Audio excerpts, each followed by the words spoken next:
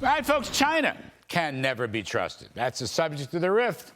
There's an important story in today's New York Times. The Trump administration is launching an investigation into China's compliance with the 2020 trade deal, often referred to as the Phase 1 deal.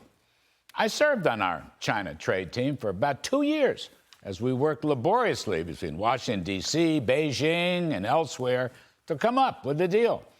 I served on the team for about, we had Robert Lighthizer was the team leader. Stephen Mnuchin was part of it. Wilbur Ross was part of it, Peter Navarro, and so forth and so on. It was a complex undertaking, but the bottom line was this. I'll make it simple. China never lived up to its side of the bargain, period, full stop. And I came away from that whole experience with a very jaundiced view that they would ever tell the truth or meet their commitments. And by the way, China's reneging of that deal was much more than their failure to purchase the agreed-upon more or less $200 billion worth of commodities. Nah, they never followed through on market opening promises, on U.S. business ownership pledges, on intellectual property theft, or ending the forced transfer of technology. It is surely in the nature of communist dictatorships to blithely abrogate promises. When I interviewed Treasury man Scott Bessent yesterday, and he started complaining that China's not keeping their promises now on agreements that were reached a couple of months ago concerning rare earths and some other things, I wasn't surprised. As President Trump and the U.S. delegation gets ready to meet with China and the other APEC countries, the rumor mill in D.C.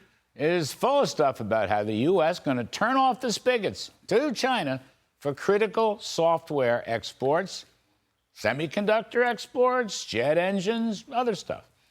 President Trump has already charged a 100% tariff surtax on Chinese imports, bringing the total now to about 155%.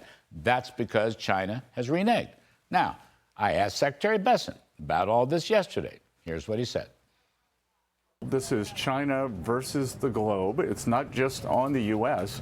And I can tell you that this licensing regime that they proposed is unworkable and unacceptable. So we are contemplating, if we are not able to negotiate a pause or relief on this regime, how the U.S. and the allies would respond. But all options are on the table.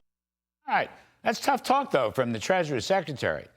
But tough talk and tough actions are always necessary when you're dealing with China. They cannot be trusted. They think they're going to blackmail the U.S. with rare earth export controls. But we have what they want. Most of all, we have the biggest world economy. And they need that in order to sell their exports. The Chinese economy itself has never recovered from the property crash or COVID. Their economic systems become more and more centrally planned and state-run. The free market reforms of yesteryear are, well, yesteryear. For years now, they and the BRICS partners, who don't like us at all, they've been selling U.S. Treasury bonds and buying gold.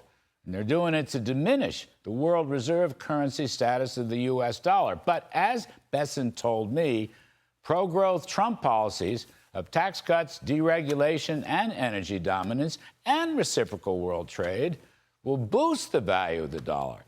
And the Americas will easily win the global race for capital. In fact, interesting point, the dollar value bottomed last July 4th. That was the day the one big, beautiful bill was signed into law by President Trump. And while China's economy is languishing, America's economy is looking good. Looks like it's growing at nearly 4% already. So President Trump's going to meet with Xi Jinping next week. I'm sure it'll be a tough negotiation, but there's nobody tougher than Trump.